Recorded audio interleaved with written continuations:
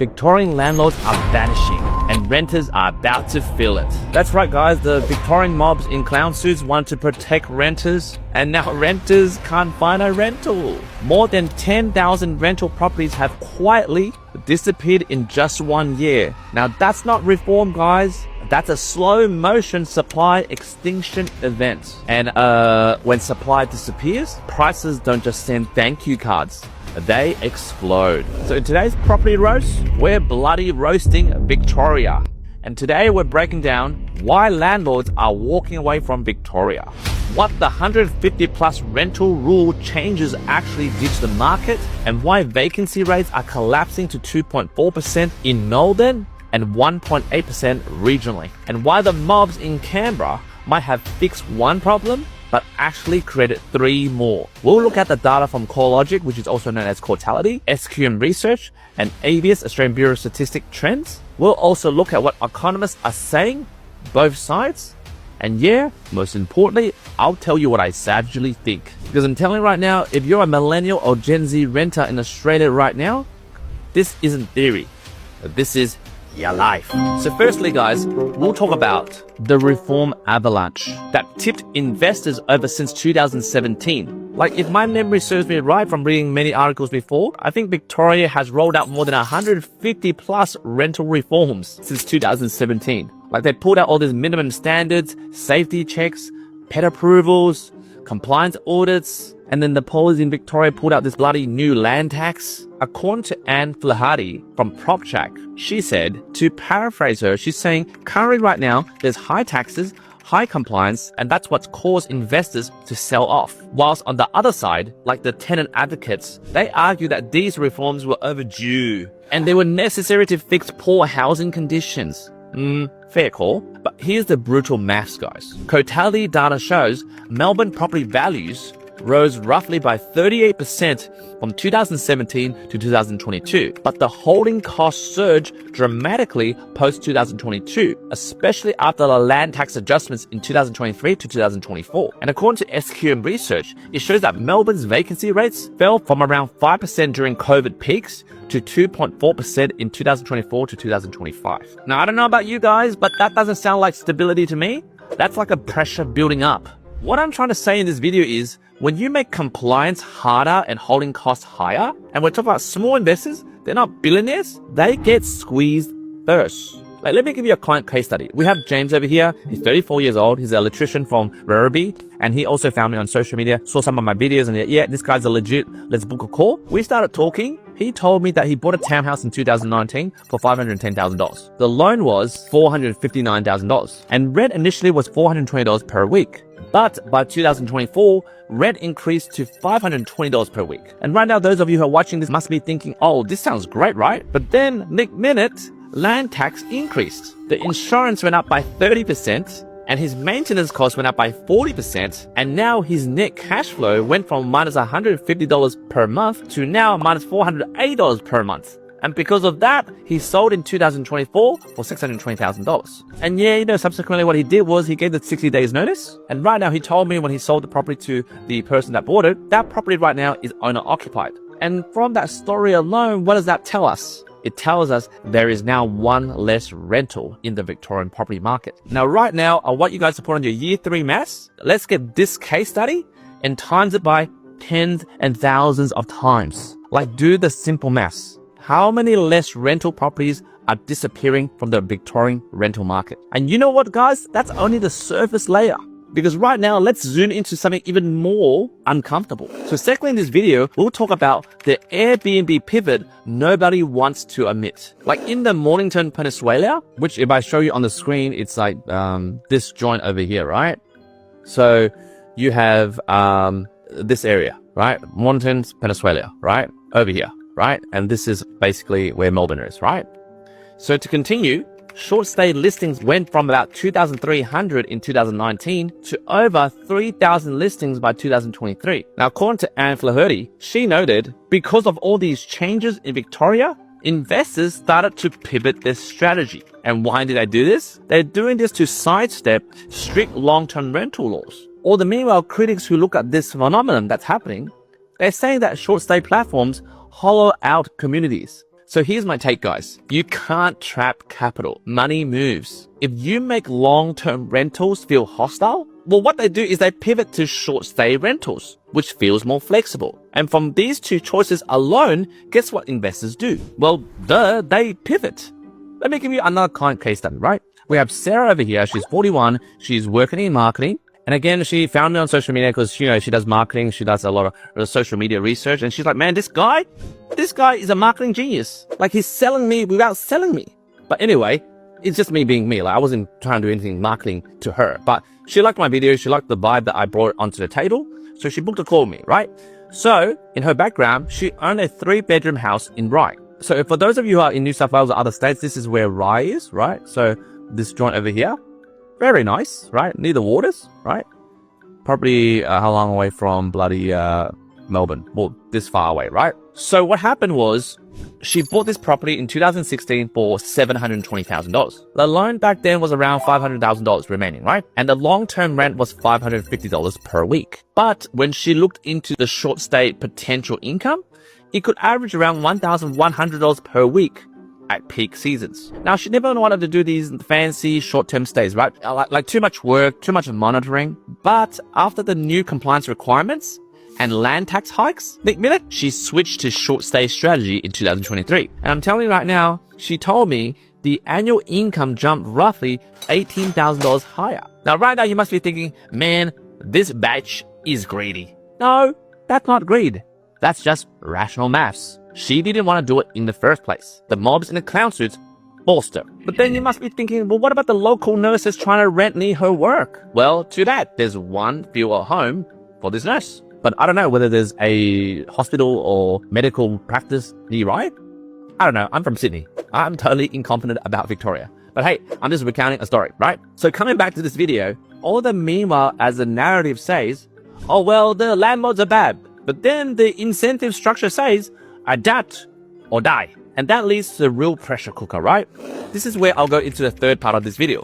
We'll talk about the vacancy collapse and the geography mismatch. Currently, Melbourne vacancy rates now sit around 2.4%. In regional Victoria, it's about 1.8%. Now, before I go on, I want to catch myself because a lot of noobs watch this and go, hey, Q, you keep on talking about vacancy rate. What the F you talk about, right?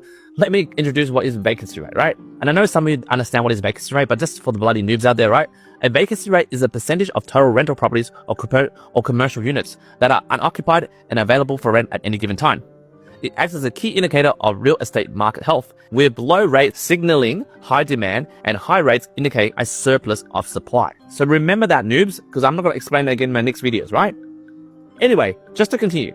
According to SQM research, it considers that anything under 2% is a landlord's market. Now, back in 2020 to 2021, vacancy rates was near 5%. Now, if you go to the definition of vacancy rates, that figure feels abundant. However, right now, with the tightest conditions in decades in Victoria, according to Narada Conisby from Ray White, she says, for investors who don't have a lot of cash flow, higher land taxes push it from viable to no longer viable. And she's talking about owning an investment property. But on the flip side, the housing advocates argue that strong tenant protections are essential. Yeah, sure, you bloody tenant advocates. But fairness without supply becomes scarcity. And then scarcity becomes bidding wars.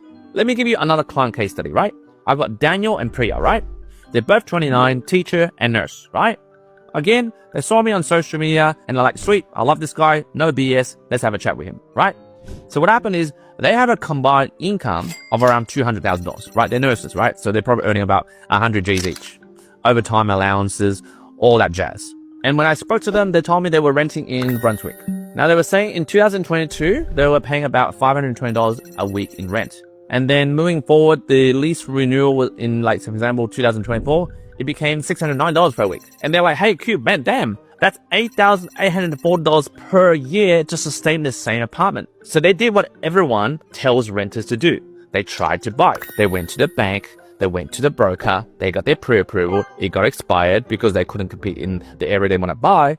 And then it goes into a vicious loop.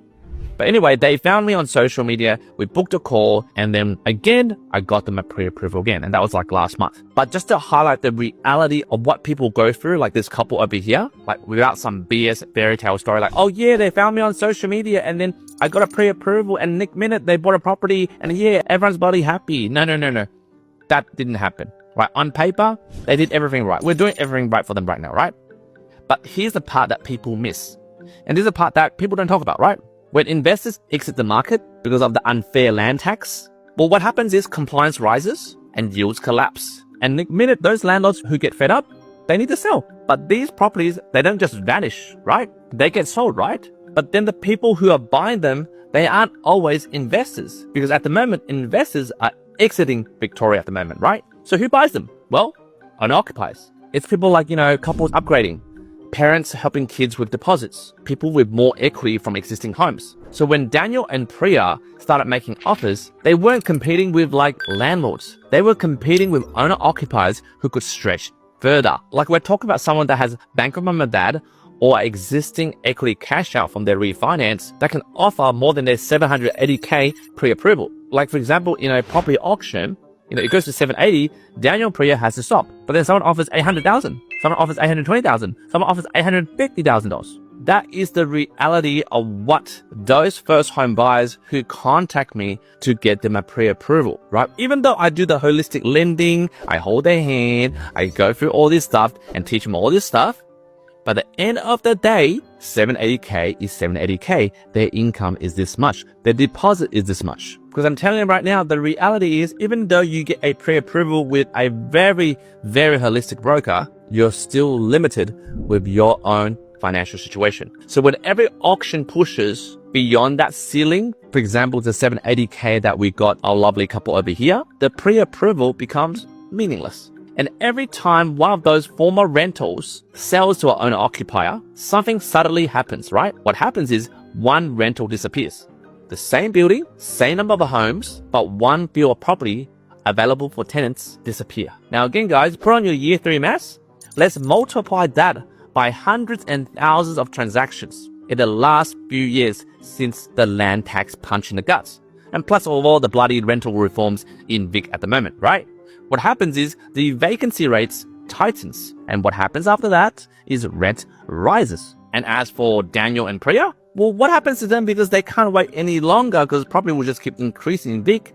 They decided to buy something and, they're going to settle soon in about 6 weeks. They decided to buy 45 minutes further out from where they work. So in a way, are they happy?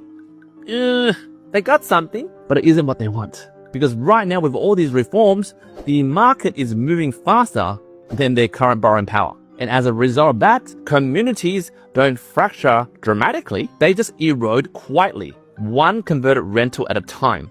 And that brings us to the roast of today. Here comes my savage take. Let's be honest, right?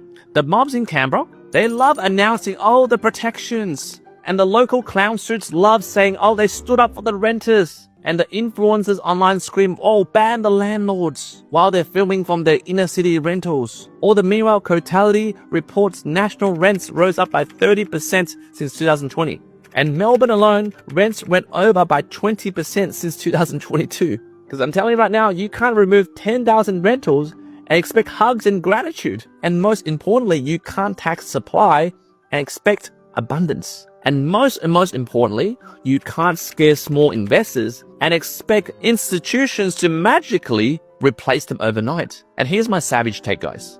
We don't have a landlord crisis. We have a confidence crisis. And when investors lose confidence, supply shrinks, unfortunately. And when supply shrinks, well, you mobs, the renters that are watching this, you bloody suffer. And the same people who cause the squeeze will blame, oh, the market greed. But you know that logic is flawed, right? It's like lighting the house on fire and next minute selling fire extinguishers. So yeah, guys, that's irony. So here comes my closing perspective, right? Look, this system I'm talking about, yeah, it sounds kind of doomed, but it's not collapsing tomorrow, right? It's just basically tightening. So if you're a renter waiting for rents to magically fall because someone promised they would, I wouldn't hold on your breath. So if you're investors scared by headlines, I'm telling you right now, there are still ways to play this intelligently. And most importantly, structure matters, location matters, cash flow buffers matters, and most importantly, the person that is on your side helping you, their truth and honesty and transparency matters. I'm telling you right now, the market punishes emotions, but what it rewards is holistic, non-BS strategy. So here's a question for you, for those that are watching thus far.